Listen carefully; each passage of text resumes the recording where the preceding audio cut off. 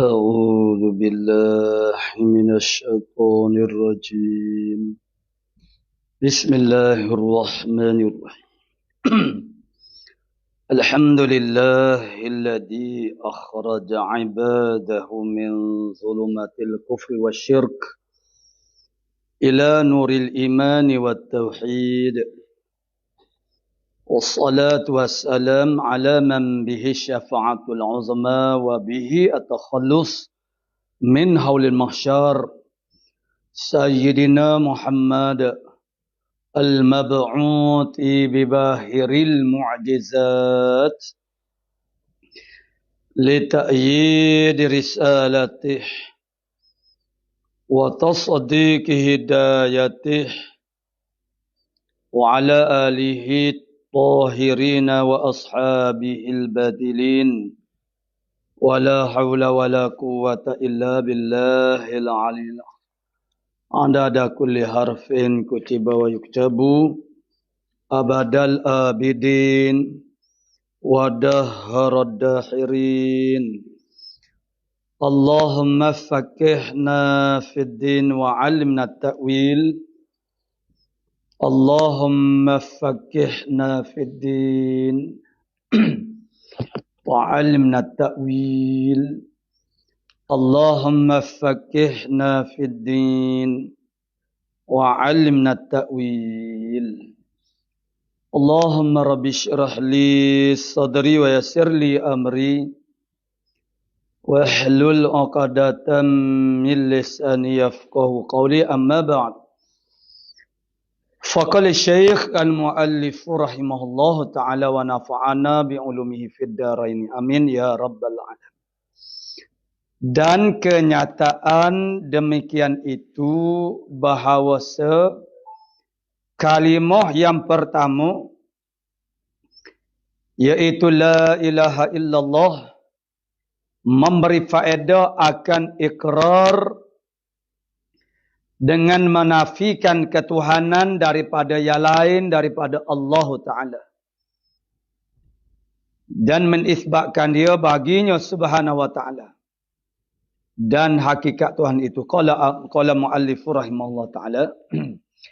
Jadi kata muallif kita rahimahullah ta'ala, dan kenyataannya demikian itu bagaimana yang dikatakan oleh muallif rahimahullah ta'ala kemarin dulu, bahawasanya terhimpun semua makna sifat ketuhanan Allah subhanahu wa ta'ala itu di dalam kata la ilaha illallah, dan risalah ataupun nubuah itu, semua sifat nubuah dan juga risalah itu terkandung ataupun terhimpun makna dia tu. Makna dia tu terhimpun, terkandung di dalam kata Muhammadur Rasulullah. Jadi makna dia tu terkandung di dalam. Bukan sifat itu terkandung dalam kata itu, makna sifat. Jadi kalau ada ibarat mengatakan semua sifat-sifat itu terkandung dalam la ilaha illallah, itu maksudnya ialah makna dia. Jadi terhimpun ataupun boleh juga dikatakan terkandung semua sifat-sifat uluhiyah, sifat-sifat nubuah Nabi jadi uluhiyah ketuhanan Allah Ta'ala dalam kata la ilaha illallah Muhammadar Rasulullah. Kenyataannya bagaimana? Kenyataannya ialah kalimah yang pertama, kalimah la ilaha illallah itu, iaitu la ilaha illallah memberi faedah, memberi faham. Memberi faedah maksudnya memberi faham akan ikrar, mengaku lidah. Mengaku ikrar, yakni mengaku dengan menafikan ketuhanan. Menafikan ketuhanan, maksud ketuhanan ialah sifat-sifat ketuhanan, uluhiyah. Menafikan uluhiyah, menafikan ketuhanan itu daripada yang lain daripada Allah Ta'ala. Mana tidak ada sifat ketuhanan ini melainkan hanya pada Allah Ta'ala sahajalah. Sifat ketuhanan ini tidak ada melainkan hanya ada pada zat Allah Subhanahu wa Ta'ala yang maha tinggi. Iaitu la ilaha, menafikan ilah, makna ketuhanan yang sebenar. Tuhan yang sebenar. Tuhan yang sebenar itu macam mana? Tuhan yang bersifat dengan sifat-sifat ketuhanan. Jadi yang tidak memiliki sifat-sifat ketuhanan, hanya kalau satu sahaja daripada sifat ketuhanan itu tidak ada pada suatu zat, maka dia bukan Tuhan. Jadi yang lain daripada Allah Ta'ala, usahakan tidak ada satu, bahkan satu pun tidak ada sifat ketuhanan di mereka.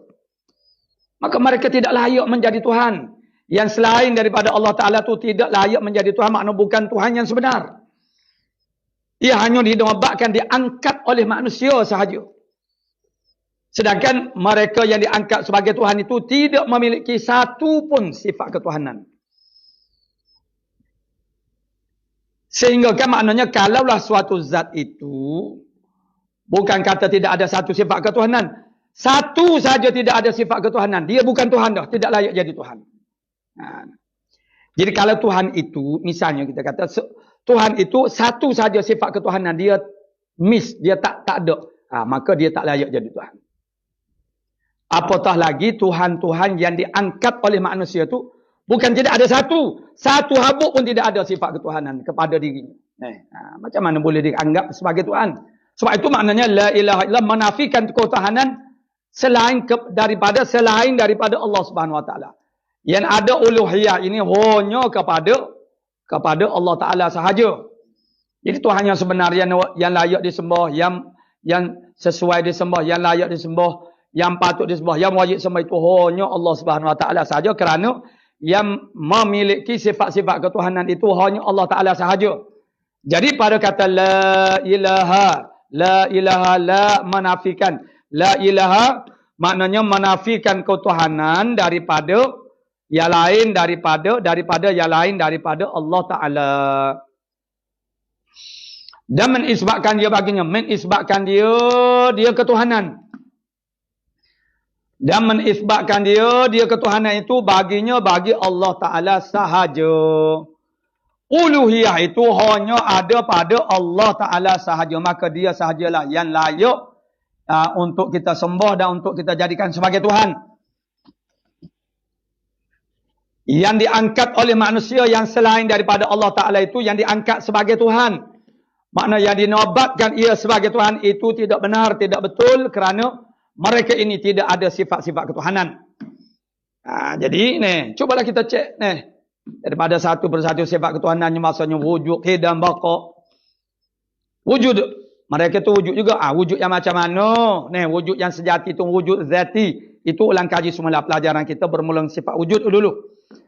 Apa murad dengan wujud? Allah Ta'ala bersifat dengan wujud itu. Silakan perhatikan balik, ulang kaji semula.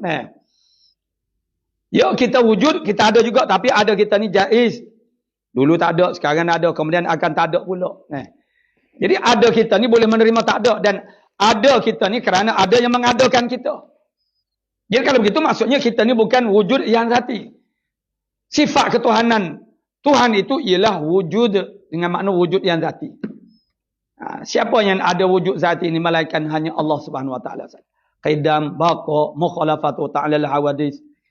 Semua itu makna tidak ada pada yang lain daripada Allah Ta'ala. Hanya Allah sahaja yang ada sifat-sifat sedemikian. Maka hanya dia sahajalah. Yang maksudnya yang sebenarnya hakikah.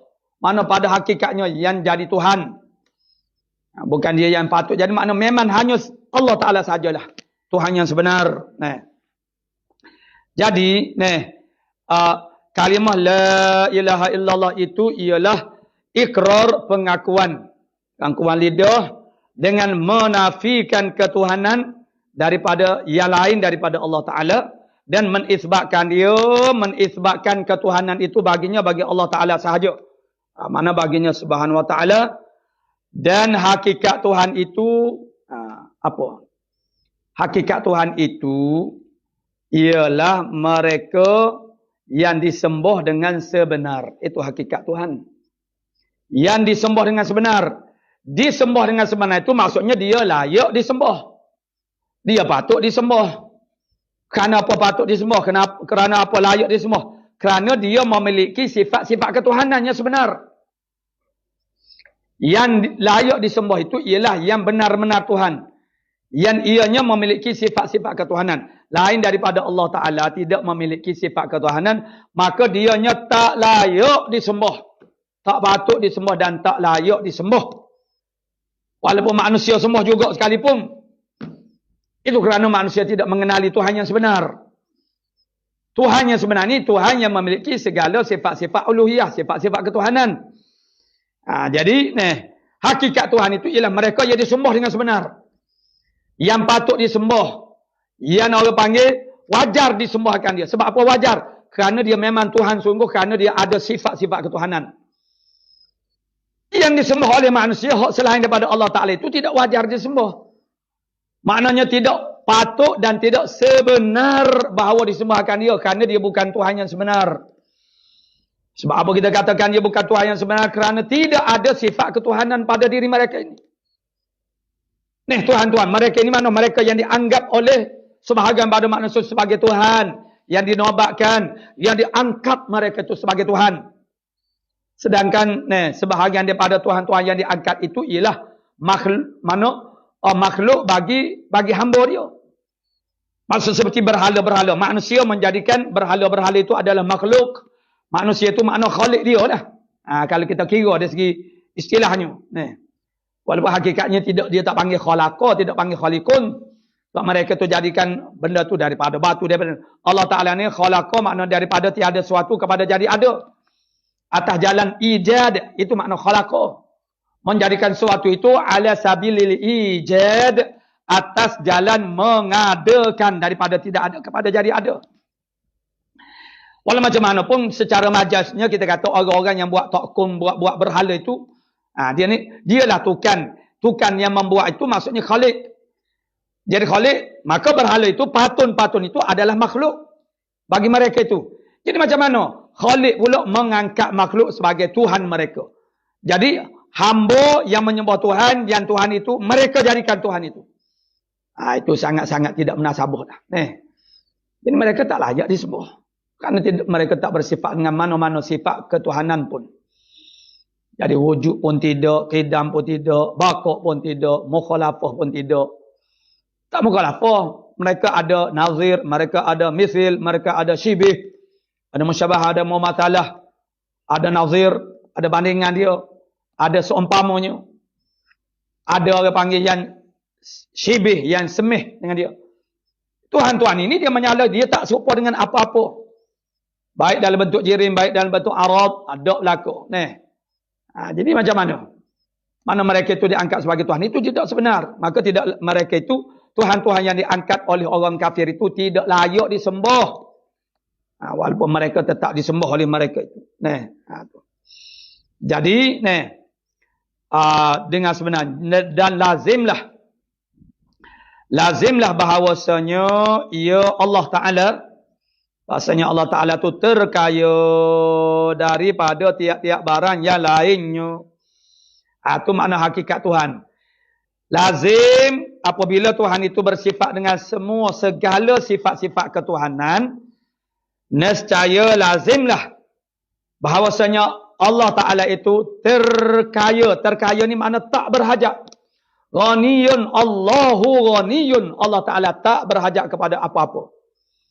Kepada tempat, kepada masa, kepada tukan. Allah Ta'ala tak berhajat. Jadi, inilah dia panggil kesimpulan kepada sifat-sifat ketuhanan Allah Ta'ala itu dua. Dia panggil sifat Tuhan itu. Yang pertama istighna. Istighna maknanya terkaya Allah Ta'ala and kulli ma siwah. Daripada tiap-tiap yang lain daripada dirinya, Allah Ta'ala terkaya. Allah Ta'ala terkaya maksudnya Allah Ta'ala tidak berhajat kepada selain daripada Allah Ta'ala. Yang selain daripada Allah Ta'ala itu alam. Kita panggil alam makhluk, akwan, mukawwan, apalagi hadis. Semua itu adalah makhluk. Allah Ta'ala tak berhajat kepada mereka. Mereka itulah yang berhajat kepada Allah. Jadi Tuhan itu ialah yang tak berhajat kepada apa-apa pun. Itu makna Tuhan yang sepatutnya. Itu sifat Tuhan itu ialah dia tak berhajat kepada apa-apa. Jadi bahasanya ia Ta'ala terkaya daripada tiap-tiap barang yang lainnya Allah Ta'ala. Mana Allah Ta'ala tak berhajat, tidak memerlukan kepada apa-apa pun, kepada siapa-siapa dia yang lain daripada dia. Dan berkehendak kepadanya Allah Ta'ala oleh tiap-tiap barang yang lainnya. Hak lain daripada Allah Ta'ala pasti berhajat kepada Allah Ta'ala. Kalau ada satu saja perkara yang tak berhajat kepada Allah Ta'ala, maka itu menafikan ketuhanan. Tak jadi Tuhan lah, tak boleh jadi Tuhan. Kalau ada suatu, semua perkara berhajat kepada, mana kita ambil yang halus, kuman, virus, semua berhajat kepada Allah Ta'ala. Lalan, rumput, semua. Huk besar pula. Mana orang panggil langit pun, semuanya berhajat kepada Allah Subhanahu Wa Ta'ala. Tidak ada satu kejadian, tidak ada suatu makna alam yang kita panggil alam, akwan, mukawwan, hadis, makhluk, mungkin, maujudat, yang harus itu. Semuanya berhajat kepada Allah Ta'ala. Iftiqaru ilallah. Itu makna iftiqaru ilaih kullu masiwah. Berhajat kepadanya Allah Ta'ala oleh tiap-tiap yang lain daripada Allah Ta'ala berhajat. Allah tak berhajat kepada tiap-tiap yang lainnya. Dan semua yang lain daripada Allah Ta'ala itu pasti berhajat kepada Allah Ta'ala. Itulah sifat Tuhan. Itu makna Tuhan. Tuhan dia kena lagu tu. Maka lazim daripada istighna Allah Ta'ala. Allah Ta'ala ni terkaya, maknanya Allah Ta'ala tak berhajat kepada apa-apa. Maka melazimkan sebahagian daripada sifat ketuhanan yang telah kita belajar dulu, insya-Allah yang akan disebut selepas daripada ini.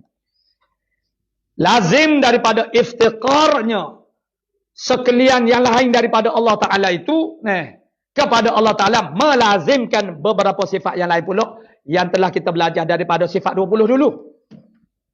Itu yang dikatakan sifat istighna dan sifat iftiqar. Iftiqar itu jaga-jaga. Istighna Allah Ta'ala daripada yang lain daripada dia. Bila kita sebut kata iftiqar itu sifat Tuhan, maksudnya iftiqaril kulli ma siwah. Dia kena cepat di situ. Takut memfahamkan bahawasanya iftiqar itu sifat Allah Ta'ala. Allah Ta'ala itu berhajat. Mana bukan. Jadi biasanya orang sebut, dia sifat Allah Ta'ala ini dua. Satunya istighna, satu lagi iftiqar. Istighna tidak ada masalah. Mana istighna terkaya Allah Ta'ala daripada yang lainnya. Mana Allah Ta'ala itu tidak berhajat. Ada muftiqar, ada mulihtiyaj. Allah Ta'ala tidak berhajat kepada, tidak memerlukan kepada apa-apa sahaja. Sebab dia al-huwal hayyul qayyum. Wal hayyul qayyum al-qayyum. Yani qiyamuhu ta'ala binafsih. Silakan orang panggil revise balik, mana ulang kaji semua dia. Kalau kita tak berapa ingat ada makna ulang kaji semua. Baca semua. Kita tak faham, kita baca semua. Al-muwazabah. Selagi kita tidak faham, tidak mengapa. Tidak mengapa. Kalau ini kali pertama. Tuan-tuan dan juga puan-puan, para pelajar dan peserta sekalian. Kalaulah kita belajar ini Alhamdulillah. Ustaz Mubi telah orang panggil buat, maknanya kuliah. Makna pengajian itu daripada paginya, petang dan malamnya, semuanya adalah berkisar kepada ilmu akidatut tauhid. Mudah-mudahan mana dengan itu, makna kita ni, bila ada orang panggil berulang-ulang kali dengar penjelasan demi penjelasan tentang ilmu ini, mudah-mudahan akan jadi tahakkuk. Karena sesuatu perkara itu, idza taqarrara tahaqqaqa. Sesuatu perkara apabila diulang-ulangkan akan dia akan jadi tahakkuk, jadi mantap, jadi kejap. Pada faham kita, ingat kita. Kejap pada faham dan pada ingat kita. Mana mantap, ingatannya mantap, fahamnya jadi mantap. Jadi, maknanya mudah-mudahan, kalau kita kali pertama belajar ilmu ini, itu sudah biasa dah. Mana tidak mungkin maksudnya kita tu boleh faham selalu. Jadi sama ada kuliah yang pagi ini, kalaulah tidak begitu memahami penjelasan yang saya berikan itu tidak mengapa. Apatah lagi sebenarnya kita ni orang panggil kemampuan kita untuk memahami pelajaran yang kita hadapi itu, maknanya kalau 50% itu dah sangat terlalu besar dah. Ya dalam qadar 20%, 30% itu Alhamdulillah. Ini maksudnya kalau tidak berapa faham lagi tidak mengapa. Kita belajar lagi. Kita belajar lagi, kita baca sendiri. Kita muzakarah, kita ulang kaji pula. Kemudian ada lagi orang membaca kitab ilmu akidah tauhid. Kita belajar lagi, jangan jemu. Jangan rasa jemu. Kerana yang sebenarnya ilmu ni tidaklah payah, tidaklah susah sebagaimana yang dimomok-momokkan. Tapi itulah sesuatu yang baik itu memang cabarannya, maksudnya antara perkara yang menjadikan jadi payah itu kerana momokkan manusia. payuh. Sebenarnya maknanya dia apapun yang payuh, kita bersandar kepada pertolongan Allah Ta'ala. Biar Allah Ta'ala backup kita. Ilmu itu ialah pemberian Allah Ta'ala. Yu'tihi kemata man yasha. Allah Ta'ala beri ilmu kepada orang yang dia kehendak. Jangan bersandar kepada intelektual kita. Kemampuan IQ kita. Jangan bersandar kepada rajin kita belajar. Jangan bersandar kepada guru yang hebat. Jangan bersandar. Kita ni belajar ilmu akidah tauhid. Bersandar kepada Allah Subhanahu Wa Ta'ala. Yang memberi ilmu kepada kita ialah Allah Subhanahu Wa Ta'ala. Kita belajarlah tok guru yang terhebat nombor satu pada zaman kita di tempat kita. Kita tidak akan dapat faham ilmu melainkan Allah Ta'ala yang menghendaki kita jadi faham. Kita faham ilmu itu ialah Allah buka babil ilm, babil faham. Mana Allah Ta'ala buka ilmu, pintu ilmu, Allah Ta'ala buka ilmu faham. Mana pintu faham kepada kita. Jadi maknanya kalau kita tak faham lagi kali pertama, kita belajar lagi. Bila kita dengar acap-acap kali ni, benda tu akan masuklah dalam hati. Jadi sifat Allah Ta'ala, sifat Tuhan itu dia ada dua saja. Disimpulkan oleh ulama sebagai sifat istighna dan juga sifat iftiqar. Pada bahagian sifat istighna ini, murad dia istighna'ul ilahi an kulli ma siwah. Terkaya Allah Ta'ala daripada tiap-tiap yang lain daripadanya. Allah Ta'ala tak berhajat kepada apa-apa. Allah Ta'ala tu ghaniyun, ghani, kaya. Ni maknanya tak berhajat. Makhluk tidak ada kaya yang sebenar pada hakikat. Tidak ada. Kalau dikatakan makhluk itu kaya itu adalah majazi. Majazi ini makna pinjaman. Perkataan itu saja bukan hakikatnya kaya. Kerana yang kaya itu dia tak berhajat kepada apa-apa. Sedangkan realitinya kita manusia macam-macam perkara yang kita berhajat. Allah Ta'ala, sebab itulah kita ni ada kepentingan apapun tindakan kita, perbuatan kita adalah berdasarkan kepada kepentingan diri kita. Allah Ta'ala mewajibkan apa yang wajib. Allah Ta'ala mengharamkan apa yang haram. Allah Ta'ala menjadikan suatu hukum itu sunat ke makruh. Itu Allah Ta'ala tidak ada kepentingan di sebalik perintahnya. Maha suci Allah Ta'ala daripada berkepentingan. Sebab Allah Ta'ala tu ghaniyun, Allah Ta'ala tu maha kaya. Istighna maknanya terkaya Allah Ta'ala daripada tiap-tiap sesuatu. Ketika kita menyebut, bila disandarkan iftikar itu ialah sifat Tuhan juga. Maksudnya dia tu iftikar. Iftikar kulli ma siwah, kulli ma ada ilaih. Berhajat tiap-tiap yang lain daripada Allah Ta'ala tu kepada Allah Ta'ala. Tidak ada satu kejadian yang kita panggilkan kain, kita panggil kaum, kita panggil akuan, kita panggil mukawan, kita panggil makhluk, kita panggil hadis, kita panggil alam, kita panggil maujud yang harus. Tidak ada semua itu malaikat. Pasti berhajat kepada Allah Ta'ala. Sebutkan makhluk yang paling kecil. Sebagaimana kita sebutkan virus, kuman dan apa saja. Berhajat kepada Allah Ta'ala. Dan makhluk-makhluk yang besar pun semua berhajat kepada Allah Subhanahu Wa Ta'ala. Jadi kalau ada satu saja makhluk yang tak berhajat kepada Allah Ta'ala, bukan Tuhan. Karena Tuhan-Tuhan ini ialah tempat tumpuan seluruh makhluk. Allahus Samad. Allah Ta'ala tu ialah As-Samad. Ma'yusmadu ialah barang yang ditumpukan kepadanya. Semua bertumpu kepadanya, semua berhajat kepadanya. Itu makna Tuhan. Tidak ada satu kejadian, tidak ada suatu makhluk, malaikat dianya berhajat kepada Tuhan. Adapun Tuhan-Tuhan yang lain yang daripada Allah Ta'ala yang diangkat oleh manusia. Manusia yang angkat mereka ini sebagai Tuhan. Seperti berhala, matahari, api. Itu Tuhan-Tuhan yang pernah diangkat oleh manusia. Jadi semua itu mereka itu berhajat kepada. Mereka berhajat kepada kita makhluk. Kepada kita manusia. Jadi macam mana dia tu Tuhan? Jadi Tuhan itu sifat dia tidak berhajat kepada apa-apa. Yang lain daripada dia tu berhajat kepadanya. Jadi lazim daripada sifat ketuhanan ini bahawasanya Allah Ta'ala itu tidak berhajat mana terkaya daripada tiap-tiap barang yang lainnya. Dan berkehendak kepadanya, kepada Allah. Oleh tiap-tiap barang yang lain. Jadi bila dah begitu, maka makna la ilaha illallah itu. Tu. Maka makna la ilaha illallah itu,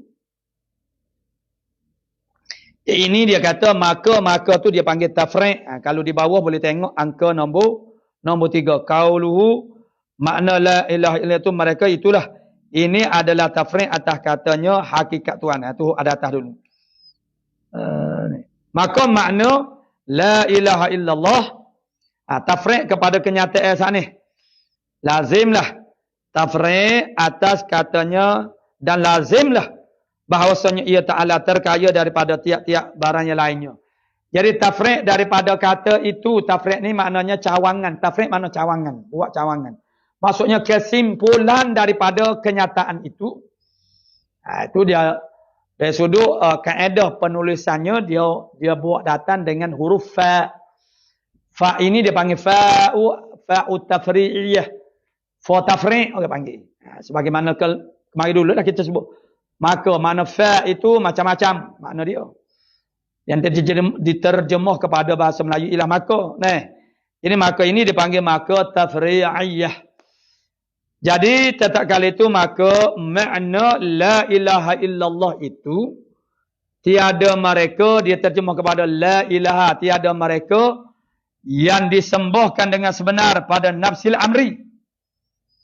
Tidak ada mereka yang disembah dengan sebenar pada nafsil amri makna pada diri pekerjaan. Itu melainkan hanya Allah Ta'ala sahaja. Pada diri kenyataan tu maksudnya ialah pada diri sebenar hakikatnya. Atau panggil pada hakikatnya boleh juga. Jadi tidak ada Tuhan yang disembah dengan sebenar. Mana pada hakikatnya fi nafsil amri, pada diri pekerjaan itu melainkan hanya Allah Ta'ala sahaja. Yang lain daripada Allah walaupun orang sembah itu tidak sebenar, tidak layak, tidak sepatut, tidak wajar. Karena apakah yang selain daripada Allah Ta'ala itu tidak patut disembah? Kerana dia tidak ada sifat-sifat ketuhanan. Ketika Nabi Ibrahim AS, cara itu kita dah sebut dalam sifat fatanah Nabi Rasul. Ketika zahirnya waktu siang matahari naik di langit, maka Nabi Ibrahim mengatakan ini Tuhan aku.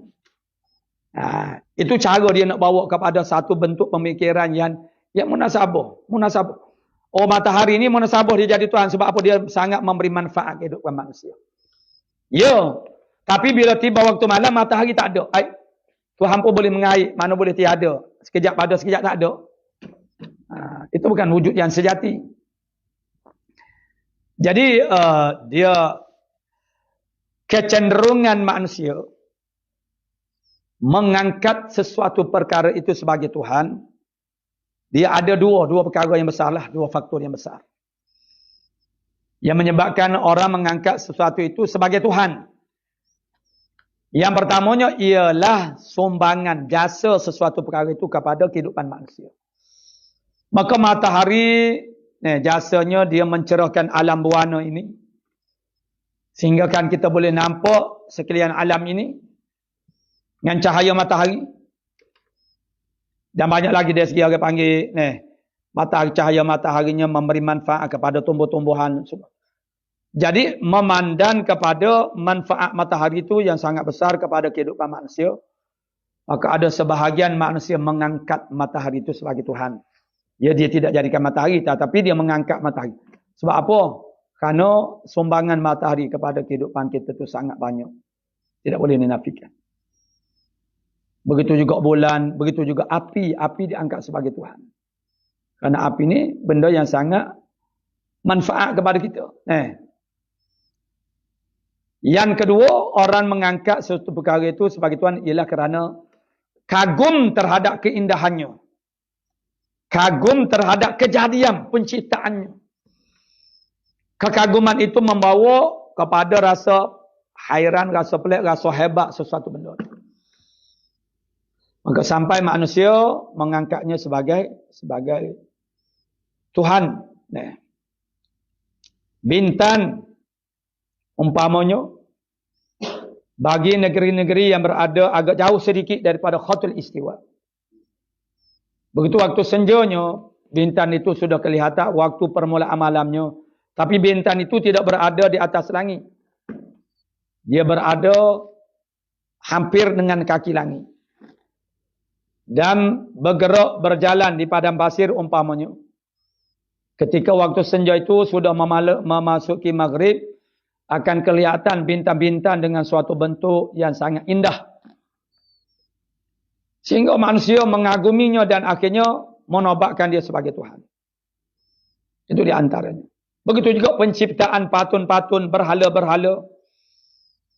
Yang asalnya ialah kekaguman terhadap kehormatan, penghormatan, sanjungan yang sangat tinggi kepada tokoh-tokoh tertentu di dalam masyarakat pada zaman dahulu. Sehingga apabila mereka itu mati, mereka tetap disanjung, dipuja. Kerana peranan mereka dalam masyarakat. Dan akhirnya untuk mengenangkan, memperingati tokoh yang banyak sumbangan dan jasa ini.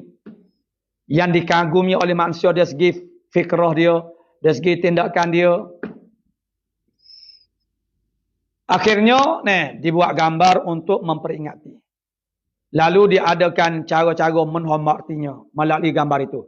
Dan akhirnya dia orang panggil jadi siapa mereka menyembah tokoh-tokoh ini. Sama ada gambarnya. Lalu dibuat pula patun-patun berhala-berhala yang menyerupai mereka.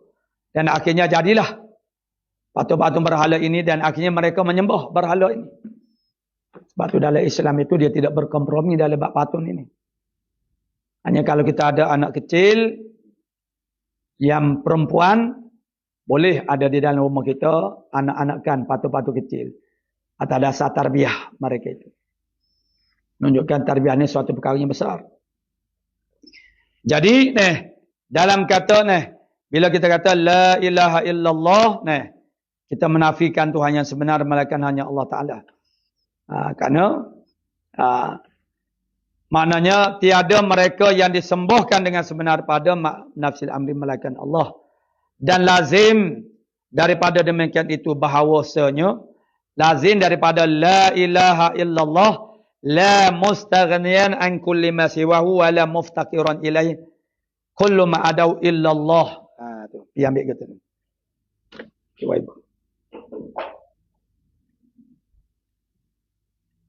Ini dia punya tafsirnya. Jadi la ilaha illallah,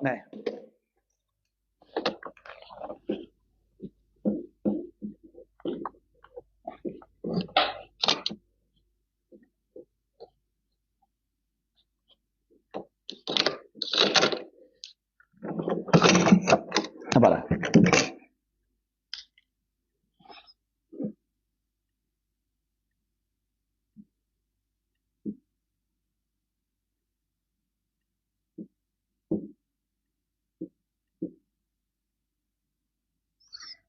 Jadi betul ini ilaha, la ilaha. Itu yang ditafsirkan. Perkataan lain tidak berubah. Perkataan ilaha kepada perkataan ilaha. Ialah illa. Tetap akan ada pada pemaknaan mana dalam pentafsirannya. Jadi tempat yang duk jadinya ialah perkataan ilaha. Jadi la, apa makna la ilaha illallah? La mustaghniyan.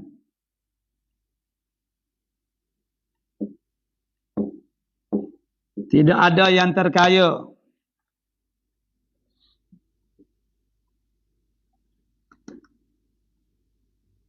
Dia duduk lagu ni, dia kekok lah kita nak menulis. La mustaghniyan. Tidak terkaya.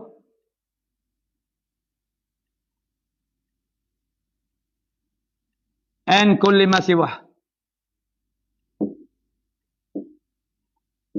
Masiwah, ma'adah boleh berlaku. La mustaghniyan, la mustaghniyan. En kulli ma siwah. Ma ada ma. Siapalah. Nak buat cakap deh. Kulli ma siwah.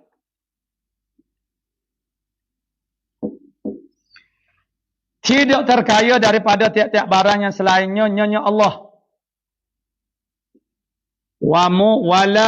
Kita ulangi pula. Wala muftakiron.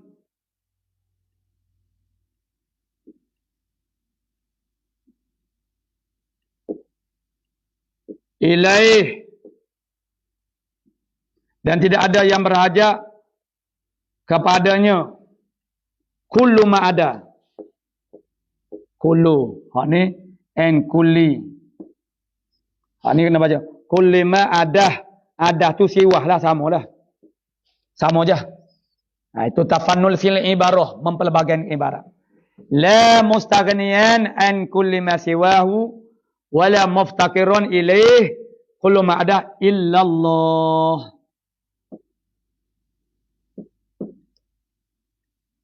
Jadi perkataan la illallah ni tetap ada. Jadi mustaghniyan an kulli ma siwah. Muftakiran wala muftakiran ilahi kullu ma ada. Itu adalah tafsir kepada ilah. Ilaha. Nah, maksudnya al-ilahu itu Tuhan itu apa dia? Kalau kita tulis dengan tanpa ada huruf la ilallah ni, dia akan jadi nih. Tuhan itu ialah ilah, itu Tuhan yang sebenar. Al-ilah itu mana? Tuhan yang sebenar itu ialah Allah. Kita kena tulis macam ni. Al-mustaghniyan. Al-mustaghniyan. Al-mustaghni. Al-mustaghni. Kita tulis macam ni. Al-mustaghni an kulli ma. An kulli ma siwah.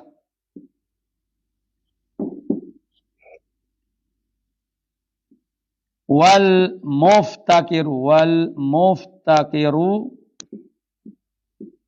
ilaih. Yang berajak kepadanya kullu ma ada. Tu.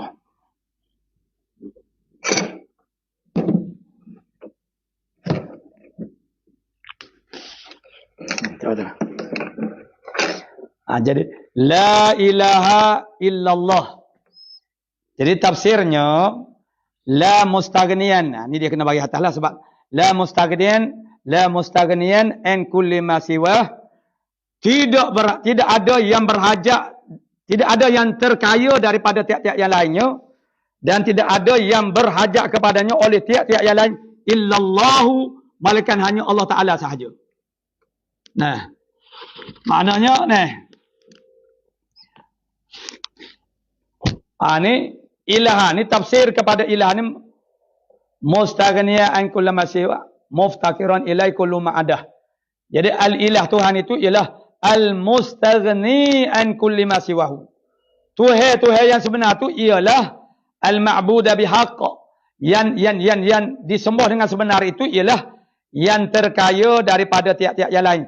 Yang terkaya maksudnya yang tak berhajat. Kaya ni maknanya ialah la yahtaju, tak berhajat. Istighna dalam fiqh pun ada. Istighna ni ada juga dalam fiqh kita ada juga perkataan istighna. Istighna kaya yang sebenar tu ialah tidak berhajat lah.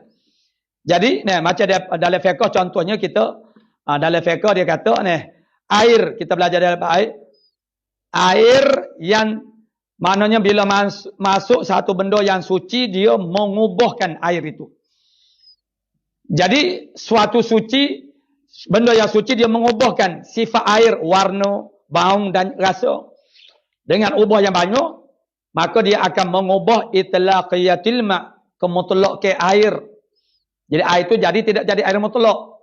Seperti kita bubuh daun teh, jadi dia berubah warna. Jadi air itu bukan air mutlak. Tapi kalaulah benda tu benda yang la yastaghni, air itu tidak terkaya daripadanya, maksudnya dia berhajat. Maksud suatu benda yang tak boleh kita nak elokkan. Misalnya kita kata dalam pagi air itu ada kiamban, ada maka kiamban lagi kepada dia. Kiamban dan seumpamanya dalam air itu menyebabkan air itu jadi berwarna hijau misalnya. Dia mengubah sifat air itu. Itu tak mengapa sebab benda tu dia panggil la yastaghni al-ma'u an. Air itu tidak terkaya daripada benda. Tidak terkaya. Kaya makna tidak berhajat. Tidak terkaya makna tidak berhajat. Bila nafi-nafi, kita potong nafi-nafi dia jadi isbat. Ya kan dia nafi dia jadi isbat. Apabila nafi dia ada tidak makan. Maksudnya makan dah. Saya tidak makan. Saya tidak makan bermaknanya makan. Tu dia lagu tu. Saya tidak makan, menafikan makan. Saya tidak makan, mana menafikan tidak makan, bermaknanya makan. Jadi la yastaghni, kalau la yastaghni tidak terkaya. Tidak terkaya, terkaya tu makna dia apa dia? La yahtaju, tidak berhajat. Jadi kalau la yastaghni maksudnya kalau kita terjemah bahasa Melayu, tidak berhajat. Tidak berhajat ni makna tak dapat tidur lah. Maknanya berhajat lah, berhajat. Makna dia berhajat lah. Tidak berhajat, maksudnya berhajat. Maksudnya seperti kiamban yang di dalam tali air, dalam parit air tu, kalau kita buang pun dia ada puluk ni. Maka benda-benda itu kalau mengubah sifat air itu tidak mengapa. Sebab apa? Sebab ilah dia dalam kitab fiqh dia kata, kerana air itu tidak terkaya daripadanya. Tidak terkaya daripadanya makna tidak boleh nak mengelak. Tu. Itu saya nak tunjukkan bahasanya perkataan istighna itu digunakan. Dalam fiqh ada. Dalam ilmu lain pun makna dia ada. Jadi istighna Allah Ta'ala itu makna al-mustaghni an kulli ma siwah. Tuhan yang sebenarnya itu ialah al-mustaghni an kulli ma siwah. Yang terkaya daripada tiap-tiap yang lain daripada. Dan wal muftakiru ilaih, dan berhajat kepadanya kullu ma'adah, oleh tiap-tiap yang lain daripadanya pasti berhajat kepadanya. Itu makna Tuhan. Tuhan ni ialah yang tak berhajat kepada apa-apa pun daripada makhluknya dan apa-apa saja, dan yang berhajat kepadanya oleh tiap-tiap suatu yang lain daripada Allah Subhanahu Wa Taala. Jadi bila kita kata la ilaha illallah, tidak ada Tuhan yang sebenar yang layak disembah melainkan hanya Allah Taala sahaja. Bila kita kata macam tu, makna dia la mustaghni an kulli ma siwa wa la muftaqiran ilai kulli ma ada illallah. Tidak ada yang terkaya daripada tiap-tiap yang lain daripadanya, dan tidak ada yang berhajat kepadanya oleh tiap-tiap yang lainnya, melainkan hanya Allah Taala saja yang macam tu. Karena itulah makna Tuhan. Tuhan itu ialah yang terkaya daripada tiap-tiap yang lain, yang berhajat tiap-tiap yang lain kepadanya. Itulah makna Tuhan. Jadi dan lazim. Lazim tu makna mesti. Lazim kita kata, jadi lazimlah daripada demikian itu. Lazim daripada kita kata makna la ilaha illallah sakni, supaya sakni terkaya. Maka lazimlah demikian itu bahawasanya la mustaghniyan an kulli ma siwahu wala muftaqiran ilaihi kullu ma adahu illallah. Jadi la ilaha illallah. Allah tu ada, illa ada, Allah ada. Tu tiga tu ada. Jadi hok panjang-panjang tu apa dia? Panjang-panjang itu ialah tafsir kepada ilaha. Tu. Jadi dibaca bagi data sebab la ilaha. Tak boleh baca la ilahu. Dia kan kerana dia jadi isim la. Jadi la mustaghniyan an kulli ma siwa wa la muftaqiran ilaihi kullu ma adahu illallah. Malaikat Allah Taala. Artinya tiada yang terkaya ni makna tidak berhajat. Sebab itulah kaya, yang sebenar kayanya hanya Allah Taala sahaja. Allah waniyun, lain daripada Allah Taala tidak kaya. Yang dikata seorang itu kaya itu ialah dia panggil kepada dia majaz. Majaz ni pinjaman bercakap saja. Karena kalau kita kirakan orang-orang yang kaya tu dialah banyak berhajat kepada nak buat sekecil-kecil pekerjaan untuk membersihkan halaman rumah pun dia berhajat kepada orang dia. Benda yang kecil-kecil pun dia tak boleh settle dengan sendiri. Mana dia berhajat kepada orang lain. Kita ni berhajat kepada banyak perkara lah. Sebab mana kita ni tidak terkaya. Dan dari segi orang panggil makna kaya tu pun Nabi menyatakan, sebab bila kita sebut kaya ni orang faham apa dia. Kaya ni banyak harta, banyak duit. Nabi kata laisal ghina an kathratil mal, bukan kaya tu banyak harta walakin ghina nafsi. Ini hak bahagia kita. Kaya itu ialah kaya hati. Kaya hati maknanya kita ni cukup, kita tak berhajat dah kepada yang lain. Melainkan hanya kepada Allah Taala. Kita berhajat, kita tidak kaya sebenarnya. Kita kaya daripada makhluk, kita berhajat kepada Allah. Kaya tu lawan dia berhajat. Kaya tidak berhajat, berhajatlah perlu. Jadi Allah Ta'ala tidak memerlukan kepada hamba-hambanya untuk menyembahnya.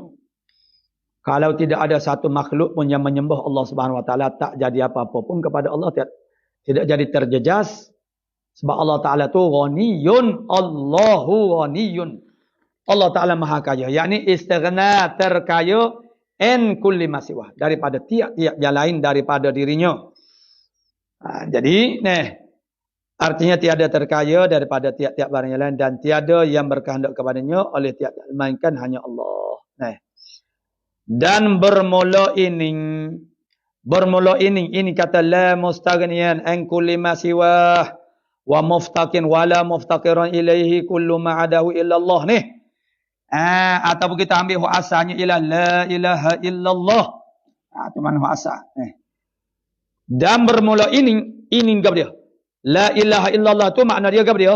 La mustaghniyan an kulli ma siwahu wa la muftaqiran ilai kullu ma adahu illallah. Tu makna la ilaha illallah. Jadi bermula ini lazim. Lazim tu makna mestilah. Jadi bila dah Allah Taala ni makna la mustaghniyan an kulli ma siwah.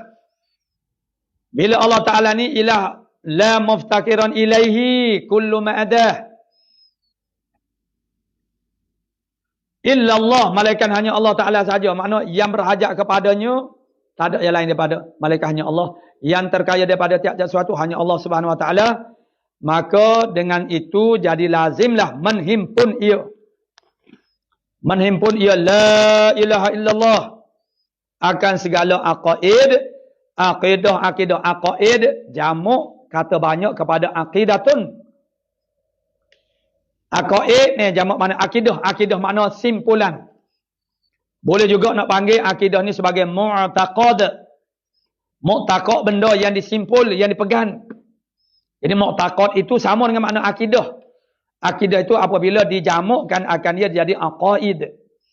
Jadi lazimlah daripada kata la mustaghniyan an kulli ma siwah wa la muftaqiran ilaihi kullu ma ada illallah.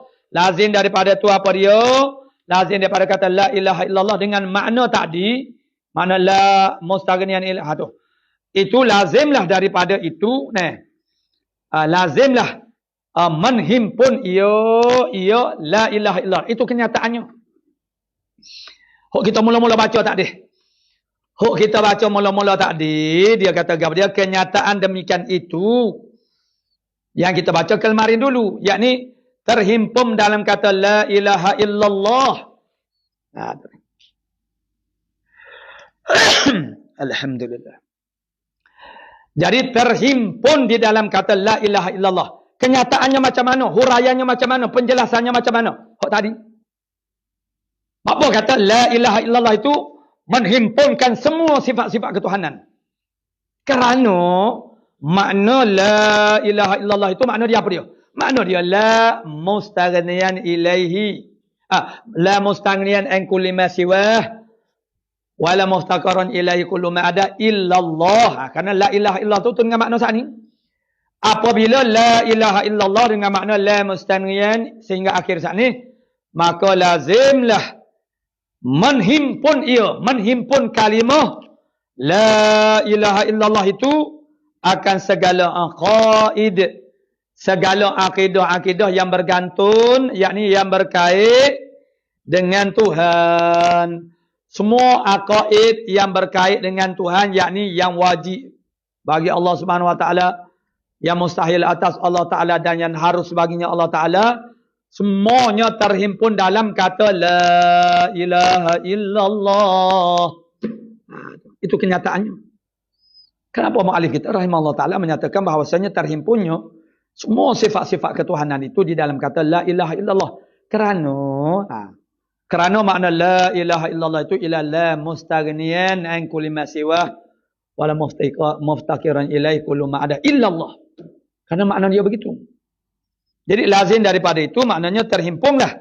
Itulah kenyataan dia yang terhimpun sebanyak mana pun akidah-akidah ketuhanan Allah Subhanahu wa taala. Dia terhimpun di dalam kata la ilaha illallah. Nah. Maka istighnanya Allah Taala itu, terkayanya Allah Ta'ala itu, maksudnya Allah Ta'ala tidak berhajat kepada apa-apa, siapa-siapa. Tak berhajat in kulli ma siwah, daripada setiap yang lain daripadanya. Allah Ta'ala tidak berhajat kepada setiap itu. Maka istighna Ta'ala itu artinya terkaya, terkayanya Allah Ta'ala daripada tiap-tiap yang lainnya itu melazimkan, memestikan. Melazimkan maksudnya memestikan wajib wujudnya dan kidamnya dan bakoknya, mukhatu ta'ala lil hawadisnya, qiyamuhu ta'ala binafsih, dan wajib samu, dan wajib sabasar, dan kalam, dan kanuhu sami'an, dan kanuhu basiran, dan kanuhu mutakalliman, atas qaul subuh sifat maknawiyah yang membilangkan sifat kaunuhu itu. Jadi apabila kita kata Allah Ta'ala tu istighna daripada tiap-tiap yang lainnya, maka melazimkan sifat wujud, baqa, qidam, baqa, mukhalafatu ta'ala lil hawadis, qiyamu binafsih, sama', basar, kalam, dan tiga maknanya maknawiyah yang melazimkan sama', basar, kalam. Di atas kaul yang menisbatkan sifat ahwal, itulah sifat maknawiyah. Jadi 20 sifat yang wajib kita tahu secara tafsil. Maka bila kita kata Allah Ta'ala tu istighna daripada tiap-tiap yang lainnya, Allah Ta'ala tak berhajat daripada tiap-tiap yang lain daripada dia, maka lazimlah sifat ni, sifat wujud. Sebab apa? Kalaulah Allah Ta'ala tu tidak terkaya, bermakna dia berhajat. Kalau Allah Ta'ala tu tidak terkaya daripada tiap-tiap yang lain, bermakna dia tu berhajat kepada yang lain. Maksudnya kalau dia tidak wujud dengan makna wujud yang zati, wujud yang zati itu ialah wujud dia la yu'allalu bi'allatin. Tidak dikerana dengan suatu kerana, makna bukan memberi bekas oleh sesuatu yang lain untuk boleh nak jadi ada dia. Maksud dengan kata yang lebih mudah kita faham, ialah tidak ada yang mengadakan dia. Ada Allah Ta'ala itu bukan atas jalan mengadakan dia oleh sesuatu. Itu makna wujud zati. Dan ada Allah Ta'ala tidak terdahulu oleh tak ada. Tidak diakhiri oleh tak ada. Itu makna qidam dan juga baqa. Maka sifat-sifat ini, sifat wujud. Coba kita perhatikan. Sifat wujud, qidam, baqa, mukhalafatu ta'ala lil hadis, qiyamu binafsih. Berapa? Wujud, qidam, baqa, mukhalafah, qiyamuhu ta'ala binafsih. Jadi 5. Jadi 5 ni sifat salbiyah ni, dia ada 5. So tak ada sini. Wahdaniyah. Sifat makni ada 7. Ada 3 je sini. Jadi saat ni 5 campur mukhalafatu ta'ala. Wujud, qidam, baqa, mukhalafah, qiyamuhu makna 5. Wajib, sama' basar. Jadi berapa? 8.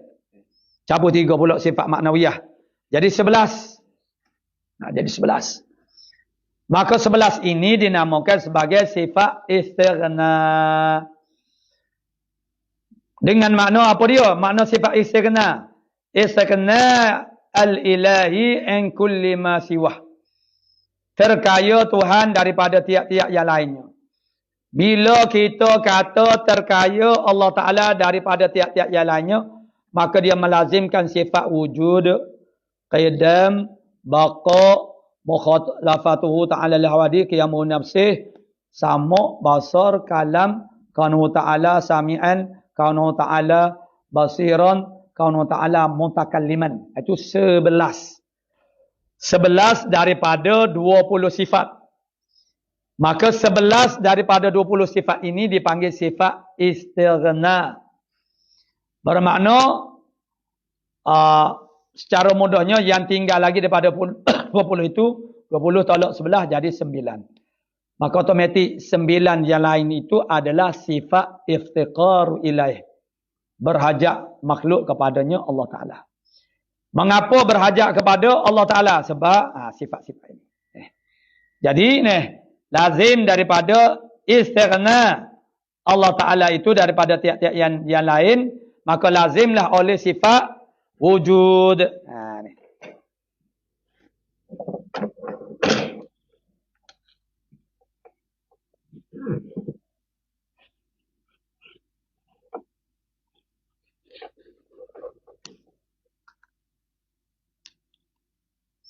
Jadi sifat istighna dipanggil sifat istighna, al-istighna.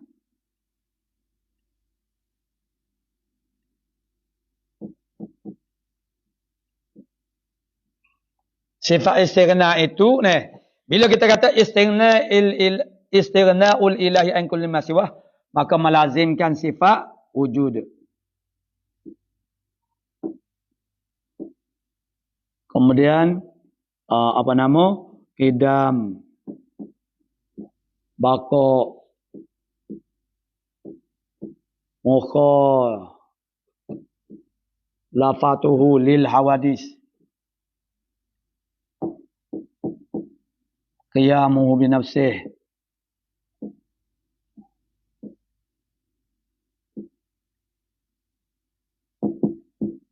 kemudian samu, basar, kalam.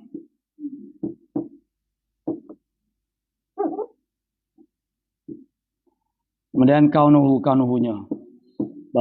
Sami'an. Kemudian basiron, kita buat basiron, kaunuhu basiron lah maksud dia. Dan mutakalliman. Jadi ada 11 sifat yang termasuk ataupun yang termasuk dalam kategori sifat istighna. Jadi kalau orang kata sifat istighna Allah Ta'ala, sifat 20 tu, inilah sifat-sifatnya.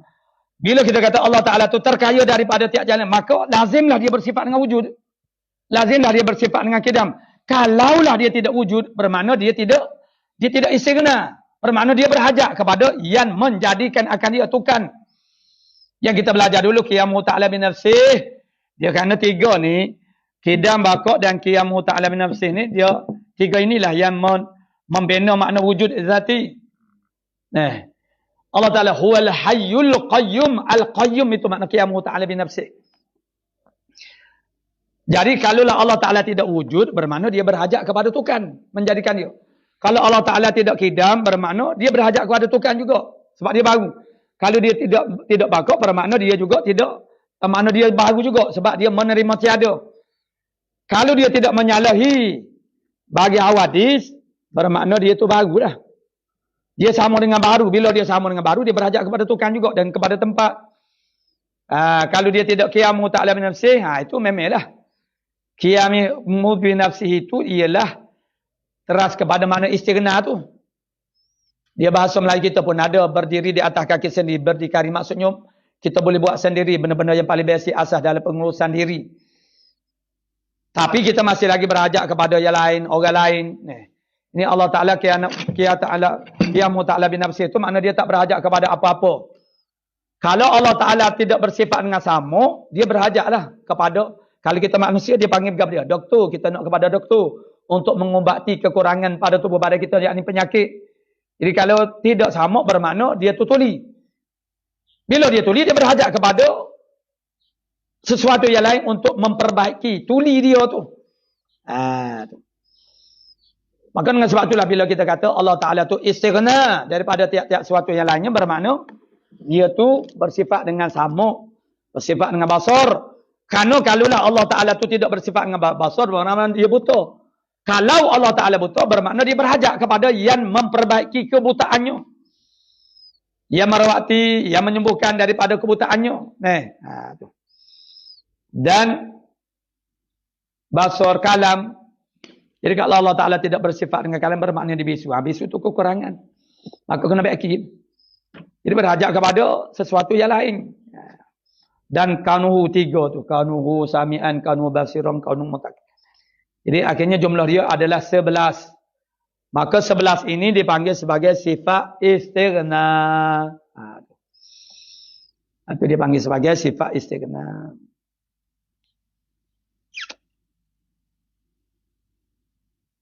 Kerana jika tiada wajib baginya sifat ini, nescaya berkehendak ila akhir wallah subhanahu wa ta'ala a'lamu bis-shawab.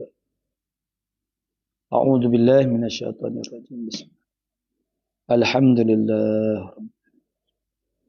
Ya Rabbana lakal hamd. Allahumma salli.